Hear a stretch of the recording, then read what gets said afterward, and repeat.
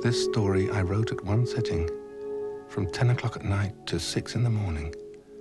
I was hardly able to pull my legs out from under the desk. They had got so stiff from sitting. Several times during the night, I heaved my own weight upon my back. How everything can be said. How for the strangest fancies there waits a great fire in which they perish and rise up again. How it turned blue outside the window.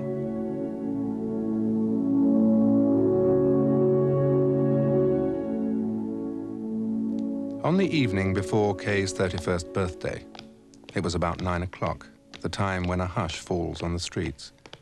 Two men came to his lodgings. Come in.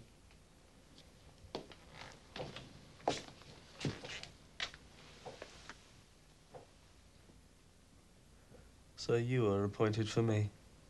10th-rate actors they send for me. I'm ready. Let us go.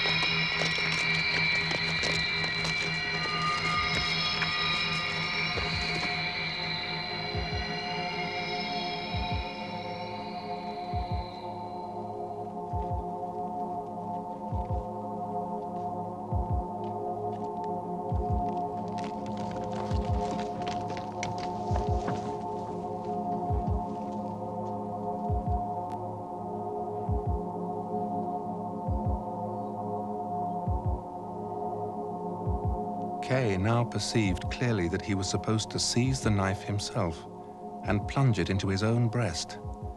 But he did not do so. He merely gazed around him.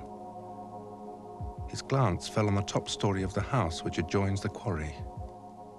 Who was it? A friend? Someone who wanted to help? Where was the judge whom he had never seen? Where was the high court which he had never penetrated? He raised his hand and spread out all his fingers. But the hands of one of the partners were already at Kay's throat. With failing eyes, he could still see the two of them, watching the final act. Like a dog, he said. It was as if he meant the shame of it to outlive him. The last word is shame, but it is not that shame which has outlived Franz Kafka.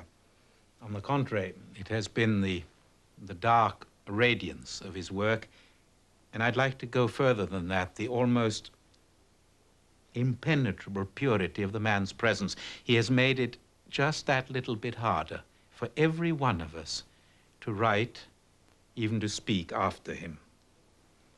And those writings which he instructed his intimate friend Max Brod to destroy at his death now fill the imaginations of the civilized world. They were banned and incinerated by the Nazis in 1933. And Kafka's sisters and his beloved Milena were to die in Auschwitz.